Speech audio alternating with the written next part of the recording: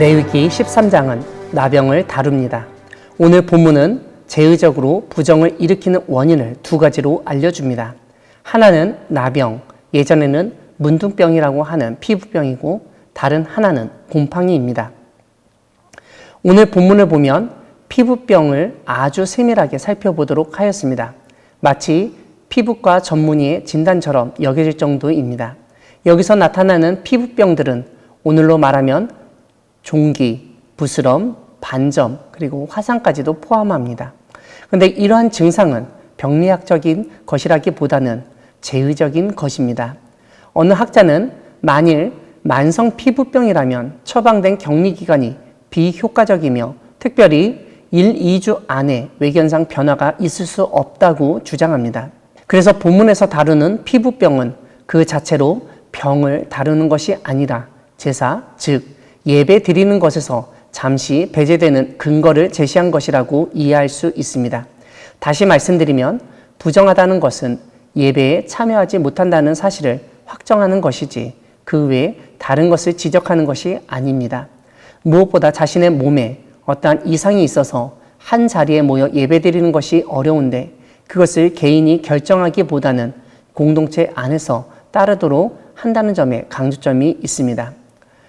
오늘 본문에서는 부정을 판가름하는 그 증세, 즉 외적인 형태를 강조하고 있습니다.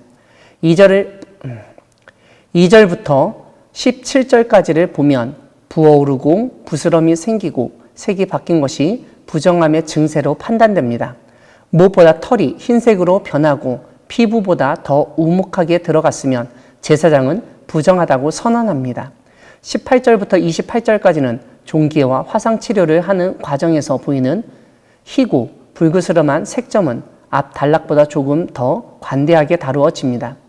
털이 희지 않거나 환부가 주변 피부보다 더 깊지 않으면 환자는 2주일이 아니라 일주일만 격리시킵니다. 격리 후에 환부가 퍼지지 않고 종기와 화상의 결과로 생긴 비늘로 판명되면 환자는 정하다고 선언됩니다. 29절부터 37절까지에서는 수염과 머리에 감염을 언급합니다. 제사장이 흰 털보다 누런 털을 보는 구절을 제외하고는 첫 부분의 판별 방법과 동일합니다. 40절부터 44절까지는 대머리라고 하여도 붉고 흰 얼룩이 생기면 나병으로 부정하다고 알려줍니다. 45절과 46절은 나병 환자는 어떠한 행동을 해야 하는지 보여줍니다. 옷을 찢고 머리를 풀고 입을 가리고 그 주변 사람들에게 자신이 부정하다고 경고하고 진 밖에서 혼자 살아야 합니다. 오늘 본문 마지막 부분은 의복이나 가죽 등 물건에 나타난 나병 색점, 즉 곰팡이들을 언급합니다. 앞의 내용과 다른 것은 불사르거나 찢어버리거나 빨아서 정하게 할 수 있다는 점입니다. 사랑하는 광야교회 성도 여러분, 하나님은 어떤 사람에게 병이 생길 경우 공동체와의 관계에서 대처해야 함을 알려주시는 분이십니다.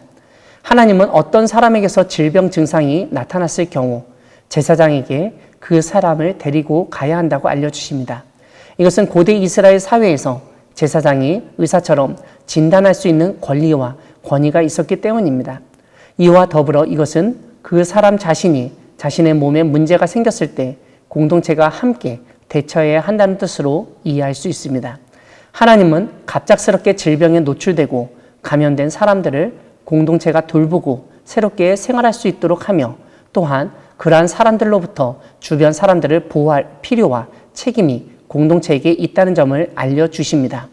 오늘 본문은 공동체적인 대처 방법 중에 격리를 언급합니다. 오늘 본문 중에서는 가두어 둘 것이라는 말이 여러 번 나오는데 이것은 격리를 시킨다는 의미로 이해할 수 있습니다. 다만 오늘 본문을 보면 부정의 정도에 따라 격리 지역이 달라질 수 있는 여지도 있습니다. 왜냐하면 46절은 가두어 두는 것이 아니라 그가 진영 밖에서 거주하기 때문입니다. 이러한 격리는 일단 질병에 감염된 개인을 보호할 뿐만 아니라 그러한 질병이 공동체 안에서 전염될 것을 차단하는 목적으로 이해할 수 있습니다. 한 학자는 고대 이스라엘 사람들이 햇볕이 뜨겁고 물이 많지 않던 광야에서 살면서 피부병에 걸릴 위험이 가장 많았을 것이라고 추측합니다. 오늘 본문도 이스라엘 사람들이 여러 가지 피부병으로 시달렸던 것을 알 수 있습니다. 이러한 피부병을 퇴치하고 전염을 차단하기 위해서 정결한 생활과 함께 격리 조치를 취하도록 하셨던 것으로 이해할 수 있습니다. 그리고 이러한 일은 제사장이 아주 세심히 진단하고 상황을 지켜보도록 하셨습니다. 하나님은 이스라엘 백성의 질병까지도 살피시며 공동체적으로 대처하도록 인도하셨습니다. 공동체 안에서 함께 어려움을 이겨내게 하시는 하나님을 의지하며 나아가는 우리 모두가 되기를 바랍니다. 아멘.